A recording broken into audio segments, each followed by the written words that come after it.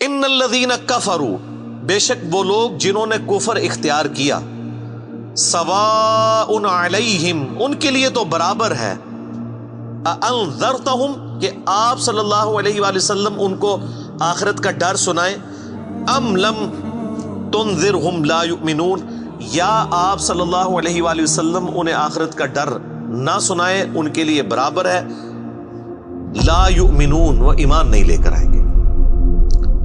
اچھا، اس کا یہ مطلب نہیں ہے کہ جو کافر ہے اس کو آپ نے تبلیغ نہیں کرنی ہے۔ تو یہ کتاب ہدایت پوری انسانیت کے لیے، ھدی للناس وبینات من الہدی والفرقان، اس میں امپلائڈ ہے ان الذین کفروا، بے شک وہ لوگ جنہوں نے کفر اختیار کیا ہے، جان بوجھ کے آنکھیں بند کی ہوئی ہیں، جس کو ڈاکٹر اسرار صاحب رحمہ اللہ تعالیٰ بڑی پیاری بات کرتے تھے کہ جو شخص سویا ہوا ہے اس کو تو آپ جگا سکتے ہیں، اور جو آنکھیں بند کر کے لیٹا ہوا ہے اس کو کوئی نہیں اٹھا سکتا، کیونکہ وہ پہلے ہی جاگ رہا ہے، جاگنا چاہتا نہیں ہے۔ تو ایسا شخص جس کے اوپر حق اور باطل واضح ہو چکا ہو، اس کے باوجود وہ جان بوجھ کے کفر کی روش اختیار کرے، اس کے لیے قرآن میں کوئی ہدایت نہیں ہے۔ یہ بڑا خطرناک معاملہ ہے۔ تو اس سے مراد وہ کافر ہے کہ جو حق جاننے کے باوجود جان بوجھ کے اپنی قبیلے کی حمایت کے اندر، اپنی نسلی تعصب کے اندر، یا جیلسی فیکٹر کی وجہ سے، جس طرح یہودی تھے، نبی صلی اللہ علیہ وآلہ وسلم کو ماننے سے انکار کر دیا، وہ سب کے سب اس کیٹیگری میں فال کرتے ہیں۔ ان کے لیے اب آپ ان کو تبلیغ کریں نہ کریں، ان کے لیے برابر ہے، وہ ایمان نہیں لے کر آئیں گے۔ ختم اللہ علی قلوبہم، اللہ نے ان کے دلوں پر مہر لگا دی ہے، سیل کر دیا، یعنی سیل ہو گئی، اب کوئی چیز اس کے اندر داخل نہیں ہو سکتی۔ وعلی سمعہم، اور ان کے کانوں پر بھی، وعلی ابصارہم، اور ان کی آنکھوں پر بھی، غشاوۃ، پردہ پڑ چکا ہے، ولہم عذاب عظیم، اور ان کے لیے بہت بڑا عذاب تیار کر رکھا ہے اللہ نے۔ وَلِعَوْذُ بِاللَّهِ تَعَالَى اللہم اجرنا من النار، اللہم اجرنا من النار، اللہم اجرنا من النار۔ اچھا، قرآن کا طالب علم جب اس طرح کی آیات پڑھتا ہے نا تو وہ پریشان ہو جاتا ہے کہ بھئی قرآن تو بہت سٹریٹ فارورڈ ہے، اور آپ دیکھ رہے ہیں کہ اللہ تعالیٰ کے مزاج میں وہ چیزیں نہیں ہیں جو آپ کو میٹھے میٹھے وائزین بتاتے ہیں۔ اس لیے میں کہتا ہوں کتابوں کا خدا اور ہے اور بابوں کا خدا اور۔ قرآن بہت سٹریٹ فارورڈ ہے، کیونکہ یہ کلام کرنے والا کون ہے؟ اللہ، بے پرواہ ہے، اور وہ اسی پیشن کے ساتھ بات کرے گا تو آپ بھی اللہ کو سیریس لیں گے نا۔ اور اگر آپ کو یہ کہانی کرائی جائے گی، خیر ہے، جیسے ایک نانی ماں ہوتی ہیں، ایک دادی ماں ہوتی ہے، تو اللہ تعالیٰ تو نانی اور دادی سے بھی بڑھ کے رحم کرنے والا ہے۔ یہ کہانی، یہ کس آیت میں، کس حدیث میں لکھی ہوئی ہے یہ بات؟ اور میں اس کو پھر اینٹی وینم الزامی جواب کے طور پہ، پھکی کے طور پہ کہتا ہوں کہ اگر یہ نانی دادی اور ماں کے ساتھ آپ اللہ کو تشبیہ دے رہے ہیں اس کی محبت کو، تو کیا یہ نانی دادی اور ماں والی محبت اللہ تعالیٰ کی ابو جہل اور فرعون کے ساتھ بھی ہے؟ تو سارے کہیں گے نہیں۔ تو جو کلمہ پڑھ کے اللہ کے نافرمان اور باغی ہے ان کے ساتھ بھی ہے؟ نہیں۔ جو اللہ کی طرف رجوع لے آئے ان کے لیے، پورے قرآن میں ایک آیت بھی ایسی نہیں ہے کہ جو اللہ کا باغی ہو، رجوع نہ لانے والا ہو، اللہ کہتا ہوں میں اس کو معاف کرنے والا ہوں۔ ہمیشہ یہ ہے کہ جو توبہ کر لے، اپنی اصلاح کر لے، رجوع لے آئے۔ یہ درجنوں آیات ہیں، وہ وقت کے ساتھ آئیں گی، ورنہ تو میں اسی آیت کے اوپر ہی پورا یہ لیکچر ختم کر دوں گا، پھر آپ کا وہ یہ مصحف تو پچھلا تو 9 سال میں ختم ہوا ہے، یہ 18 سال میں بھی ختم نہیں ہونا۔ لیکن جنرل میں بات ضرور کروں گا تاکہ آپ کو ایک کنسیپٹ کلیئر ہو کہ جو باتیں بتائی گئی ہیں بالکل نان سینس باتیں ہیں، اس طرح کا کوئی کنسیپٹ نہیں ہے اسلام کے اندر۔ ایک میرا یوٹیوب پہ کلپ بھی ہے، اللہ کی رحمت سے دھوکا، وہ آپ کلپ دیکھیں، میں نے اس میں کراس ریفرنس کے طور پہ کئی آیات پیش کی ہیں کہ یہ آپ کو بالکل کہانی کرائی گئی ہے۔ اللہ تعالیٰ اپنے معاملات میں بہت سخت ہے۔ اچھا، اس کی وجہ سے بعض لوگوں کے دماغ میں یہ بھی آ جاتا ہے کہ یار اللہ تعالیٰ دیکھو مور لگا دیتا ہے، نعوذ باللہ، اللہ تعالیٰ کی اپروچ بڑی کوئی فنیٹک والی ہے، نعوذ باللہ۔ ایسا نہیں ہے، یہ ان لوگوں کے لیے جو جان بوجھ کے حق سے اناد کرتے ہیں، تو پھر اللہ تعالیٰ کے غضب کا کوڑا ان پہ پڑتا ہے کہ یار ان کو بات سمجھ بھی آ گئی تھی، اس کے باوجود انہوں نے یہ کیا ہے، اب میں ان کو نہیں چھوڑوں گا، اب ان کے اندر ہدایت داخل بھی نہیں ہو سکے گی. یہ بہت، یعنی اس کو کہتے ہیں پوائنٹ آف نو ریٹرن. اب اس پہ اللہ تعالیٰ کو کوئی پوچھ نہیں سکتا، اس کو اللہ نے بین کیا ہے. لا يسأل عما يفعل وهم يسألون. اللہ کو کوئی نہیں پوچھ سکتا اس نے کوئی کام کیوں کیا. اللہ ہر ایک کو پوچھ سکتا ہے. یہ اللہ کو گلہ نہیں کیا جا سکتا. رب ہے، مالک ہے، اس نے اپنے لیے رول طے کیا کہ بھئی جب پوائنٹ آف نو ریٹرن پہ کوئی بندہ پہنچے گا، سچائی قبول کرنے کے باوجود وہ حق سے اناد کرے گا، اس کو نظر آ جائے گی سچائی ہے، پھر بھی وہ اناد کر دے گا، پھر میں موت لگا دوں گا. آؤ پھر وقت کا پیغمبر بھی اس کو ہدایت نہیں دے سکتا. انک لا تہدی من احببت ولکن اللہ یہدی من یشاء. اے نبی، جس سے تم محبت کرتے ہو تم بھی اسے ہدایت نہیں دے سکتے. اللہ جسے چاہتا ہے ہدایت دیتا ہے. ہدایت کس کو دیتا ہے؟ والذین جاہدوا فینا لنہدینہم سبلنا. جو لوگ ہماری راہ میں کوشش کریں گے ان کے لیے ہم اپنی راہیں کھولیں گے.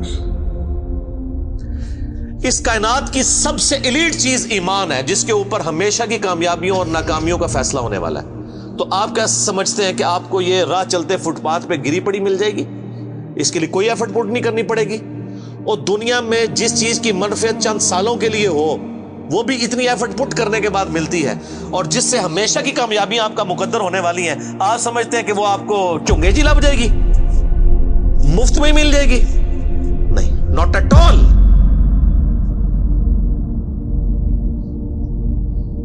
میری وائف نے جب پہلی دفعہ قرآن پڑھا نا شادی کے بعد، میں نے اس کو ایک قرآن کلاس ہوتی تھی رمضان شریف میں، تو میں نے کہا میں بچے وغیرہ میں دیکھوں گا، تم نہ صرف ایک دفعہ قرآن پڑھ لو تاکہ تمہیں پتہ چلے قرآن میں لکھا کیا ہوا ہے. قرآن آپ اکیلے بیٹھ کے تو ظاہر ہے اس طرح نہیں ہے، ایک ماحول ہوتا ہے، ایک ڈیکورم ہے، کلاس ہے جس طرح یہاں لوگ بیٹھے. تو رمضان میں پورا قرآن اس نے مکمل کیا نا، تو میں نے اس سے پوچھا تم نے کیا یعنی اس سے حاصل کیا؟ اس نے کہا جی اللہ بہت سخت ہے، اور جس خدا کا تعارف ہمیں ہمارے ماں باپ اور یہ معاشرہ کرواتا ہے وہ خدا نہیں ہے جو قرآن میں ہے. اللہ تو اپنے معاملات میں بہت سخت ہے. یہ کتاب انذار ہے، تبشیر اور بشارت ان کے لیے جو بات مانتے ہیں. جو نہیں مانتے ہیں ان کے لیے عذاب کا کوڑا ہے یہ کتاب. کیونکہ اللہ ہے نا، یہ کائنات اس نے اس لیے بنائی ہے کہ آپ جانوروں کی طرح کھائیں پیئیں، اولاد پیدا کریں اور مر جائیں. انسان کو اس نے اپنے لیے پیدا کیا ہے. پوری کائنات انسان کے لیے اور انسان کو اپنے لیے. وما خلقت الجن والانس الا لیعبدون. اچھا، یہ جو بات ہے نا ختم اللہ علی قلوبہم وعلی سمعہم وعلی ابصارہم، مور لگا دی ان کے دلوں پر، کانوں پر، آنکھوں پر، پردہ ڈال دیا، اب عذاب ہی ان کو آئے گا. یہ آپ نے اگر بات سمجھنی ہے نا تو آپ پارہ نمبر 7 کے آخری صفحے پہ آ جائیں. سورۃ الانعام میں آیت نمبر ہے 110، 7ویں پارے کی آخری آیت. آپ کے یہ بلو والے قرآن میں 142 نمبر پیج کی آخری آیت 110 نمبر. وَنُقَلِّبُ أَفْئِدَتَهُمْ وَأَبْصَارُهُمْ. ہم پھیر دیتے ہیں ان کے دلوں کو اور ان کی آنکھوں کو، عقل اور ان کی آنکھوں کو، کہ وہ حق بات قبول نہ کریں. حق سے اللہ فرماتا ہے کہ میں ان کو حق سے اندھا کر دیتا ہوں. کما لم یؤمنوا به اول مرہ، جس طرح کہ انہوں نے بھی تو پہلی دفعہ جب ان کے اوپر حق کھلا تھا انہوں نے ایمان لانے سے روح گردانی کی تھی نا، اب یہ چاہیں گے بھی نہ تو میں ان کو اسلام کی طرف نہیں آنے دوں. وَنَذَرُهُمْ فِي طُغْيَانِهِمْ يَعْمَهُونَ، اور میں ان کو چھوڑ دوں گا اپنی سرکشی میں بھٹکتے پھریں. وَلَوْ أَنَّنَا نَزَّلْنَا إِلَيْهِمُ الْمَلَائِكَةَ، اور اب اگر فرشتے بھی ان کے سامنے نازل ہوں، وَكَلَّمَهُمُ الْمَوْتَى، اور مردے قبروں سے نکل کے ان کے ساتھ بات کرنا شروع کر دیں. وَحَشَرْنَا عَلَيْهِمْ كُلَّ شَيْءٍ قُبُولًا، اور ہر چیز جن کا ان سے وعدہ کیا تھا ان کی آنکھوں کے سامنے آ جائے، قیامت بھی، عذاب بھی، سب کچھ بھی. مَا كَانُوا لِيُؤْمِنُوا، پھر بھی ایمان نہیں لے کے. یہ ہے سر کتابوں کا خدا. یہ نانی اماں، دادی اماں اور ماما نہیں ہے، یہ اللہ ہے. کتنی سختی ہے کہ فرشتے بھی. اب مجھے بتائیں کسی سے مردہ نکل کے قبر سے کہے کہ میری تو پھینٹی لگ گئی ہے، آپ کو تو پوری زندگی نیند نہیں آنی ہے، لیکن اللہ فرما رہا ہے پھر بھی ایمان نہیں لے کے آئیں گے. کر لو جو کر، یہ اللہ کہہ رہا ہے. آمین. الا ان یشاء اللہ، ہاں اگر اللہ ہی چاہے زبردستی کسی کو اس طریقے سے ہدایت دے تو وہ الگ بات ہے.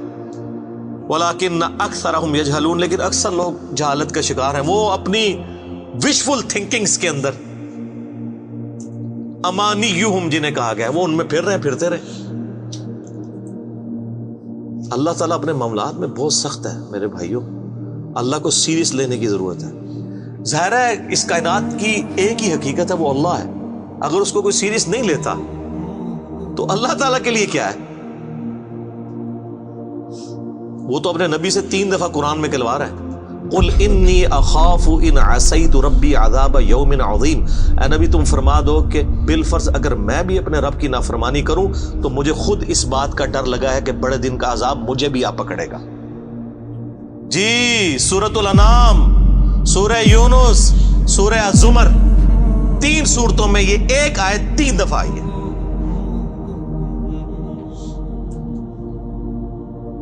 آپ مجھے بتائیں، جو آپ کو کہتے ہیں جناب ہم بخشوا لیں گے، ہم اپنے مریدوں کو لے جائیں گے، اور تو انہوں کھنگن نہیں دینا کسی نے ہوتے، تو یہ اس لیے کہ نہ انہوں نے خود قرآن پڑھا ہوا ہے اور نہ آپ کو پڑھنے دیں گے، ورنہ آپ کا دماغ کھل جائے۔ او جی گاڈ از آل لونگ، یہ کرسچنز نے بھی ایک دھوکہ دیا ہے نا، گاڈ از آل لونگ، تو میں نے ان کو بھی پھکی دی تھی کہ اگر گاڈ از آل لونگ ہے اور وہ آل لونگ کا کانسیپٹ پھر صوفیاء کے ہاں ادھر مسلمانوں میں بھی داخل ہوا، وہ جی اللہ کو ہماری نمازیں چاہیے، اور سر اللہ نے کب کہا مجھے تمہاری نمازیں چاہیے؟ اللہ کہتا ہے تمہیں تمہارے لیے نمازیں چاہیے، اللہ کے لیے نہیں، اپنے لیے۔ گاڈ از آل لونگ، او آل لونگ اس کے لیے ہے جو اس کا بندہ بن جائے گا، باغی کے لیے نہیں۔ تو پھر میں نے ان کو دنیاوی طور پہ ایک الزامی جواب، اینٹی وینم پھکی دی ہے کہ بتاؤ تمہارے دشمن کی بھی بیوی ہو اگر کوئی، اور اس کے چھوٹے چھوٹے 4 بچے ہوں، کیا تم اپنے دشمن کے لیے خواہش رکھو گے کہ اس کی بیوی چھوٹے چھوٹے 4 بچے چھوڑ کے مر جائے اور اس کے بچے سوتیلی ماں کے ہاتھوں پٹتے رہے، ان کے مینٹل ماڈلز تک بدل جائیں؟ سارے کہیں گے نہیں نہیں جی، کیوں نہیں؟ دل پسیجتا ہے۔ اچھا آپ کا دل پسیجتا ہے اور آپ نے ہمیں یہ کہانی کرائی ہے کہ اللہ تعالیٰ ماں سے اتنے گنا اور دادی سے اتنے گنا اور نانی سے اتنے گنا محبت کرتا ہے، تو وہ اللہ روزانہ ہزاروں ایسی عورتوں کو موت کیوں دیتا ہے جن کے 4 چھوٹے چھوٹے بچے ہوتے ہیں؟ اس پہ ساروں کی زبانیں گنگ ہو جاتی ہیں۔ اگر وہ آل لونگ ہے کیوں موت دیتا ہے؟ آپ تو اپنے دشمن کی بیوی کو بھی موت نہ دیں، وہ روزانہ ہزاروں ایسی ماؤں کو موت کیوں دیتا ہے جن کے چھوٹے چھوٹے بچے ہوتے ہیں؟ اس کا مطلب ہے آپ نے جو احساسات ڈیولپ کیے ہوئے ہیں کہ اللہ اپنے بندوں کے ساتھ یہ کرتا ہے، وہ نہیں ہے۔ اللہ اپنے احساسات کا اسیر نہیں ہے، اللہ کے وہ جذبات نہیں ہیں جو آپ کے ہوتے ہیں، وہ بے پرواہ ہے۔ ہاں جو اس کا ہو جائے نا اس کے لیے معاملہ الگ ہے۔ وہ صحیح بخاری میں حدیث ہے کہ جس نے میرے ولی کے ساتھ دشمنی کی میرا اعلان جنگ ہے اس کے خلاف، اور انسان میرا قرب نہیں حاصل کرتا مگر فرائض کے ذریعے اور نوافل پہ استقامت کے ذریعے اس لیول پہ پہنچ جاتا ہے کہ میں اس کے ہاتھ بن جاتا ہوں جس سے وہ پکڑتا ہے، میں اس کے کان بن جاتا ہوں جس سے وہ سنتا ہے، میں اس کی آنکھیں بن جاتا ہوں جس سے وہ دیکھتا ہے، میں اس کے پاؤں بن جاتا ہوں جس سے وہ چلتا ہے۔ اچھا ادھر ہی حدیث روک دیتے ہیں صوفیاء اور وہ کہتے ہیں نہیں وہ خود ہی خدا بن گیا، ایتھوں ہاتھ پائے گا انجو ہو جائے گا۔ وہ آگے پڑھو کیا لکھا ہوا ہے، وہ جب اپنے دشمن کے اگینسٹ مجھ سے پناہ طلب کرتا ہے میں اسے پناہ عطا کرتا ہوں۔ اگر وہ اللہ ہی سے پناہ طلب کر رہا ہے تو وہ پھر ہاتھ مارنے جو تو نا یہ ہاتھ بن جاتا ہوں، پاؤں بن جاتا ہوں، کان بن جاتا ہوں، اس سے مراد یہ کہ اس کا اوڑھنا بچھونا پھر میں ہی بن جاتا ہوں۔ قل ان صلاتی و نسکی و محیای و مماتی للہ رب العالمین، اے نبی تم فرما دو بے شک میری نماز، میری قربانی، میرا جینا، میرا مرنا سب اللہ کے لیے۔ اوڑھنا بچھونا اللہ بن جاتا ہے۔ اس حدیث کے آگے الفاظ ہیں، اللہ تعالیٰ فرماتا ہے مجھے کبھی کسی معاملے میں ہچکچاہٹ نہیں ہوتی سوائے ایک معاملے کے کہ جب مجھے اپنے کسی مومن بندے کو موت دینی پڑتی ہے۔ اللہ کہتا ہے میں بھی اس پہ ریلیکٹڈ ہوتا ہوں، کیوں؟ میرا بندہ موت کو ناپسند کرتا ہے۔ ظاہر ہے موت تو کسی کو بھی پسند نہیں ہے، انسان زندہ رہنا چاہتا ہے، اور یہ اللہ نے انسان کی کوالٹی رکھی ہے کہ اسے زندہ رہنے کی خواہش ہے۔ اسی لیے اولیاء اللہ بھی جب خطاب کر رہے ہو نا وہاں پہ اسپیکر پھٹ جائے تو وہ بھی یوں کر جاتے ہیں، لا خوف علیہم ولا هم یحزنون۔ کیوں کرتے ہیں؟ یہ نیچرل اللہ نے رکھا ہوا ہے۔ کسی اولیاء اللہ کو کہنا یہ سامنے یہ بٹ صاحب کے پاس جو بندوق بڑی خطرناک سی انہوں نے تانی ہوئی ہے، کسی اولیاء اللہ کو کہنا پڑھ لے کلمہ میں چلان لگاؤں، تو آپ دیکھ لیں اس کی کیا حالت ہوگی۔ یہ اللہ نے نیچرل رکھا ہوا ہے۔ موت تو اللہ فرماتا ہے کہ میں بھی ریلیکٹڈ ہوتا ہوں، وہ اپنی موت کو ناپسند کر رہا ہوتا ہے اور میں اسے موت دے کے اپنے پاس لانا چاہتا ہوں۔ پھر کیا ہوتا ہے؟ پھر تو وہ قرآن پاک میں سورہ حمیم سجدہ میں ہے نا کہ ایسے لوگوں میں پھر فرشتے نازل ہوتے ہیں، ان کو بشارت دیتے ہیں موت کے وقت. اور پھر سنن ابی داؤد میں، سنن نسائی میں بڑی ڈیٹیلڈ احادیث ہیں کہ جب ایمان والے کی موت کا وقت قریب آتا ہے تو باقاعدہ اس کو آمادہ کیا جاتا ہے کہ وہ خود کہ میں مرنا ہے. وہ جب سب کچھ دیکھتا ہے وہ کہتا ہے ٹھیک ہے جان دو. پہلے نہیں کہتا جان دو. بڑا مشکل کام ہے. پہلے کہنا کہ جان دو تو حضرت موسیٰ علیہ السلام تھپڑ کیوں مارتے ہیں اسرائیل کو؟ میرا وہ بھی کلپ چڑھا ہے نا بخاری مسلم میں حدیث ہے جو.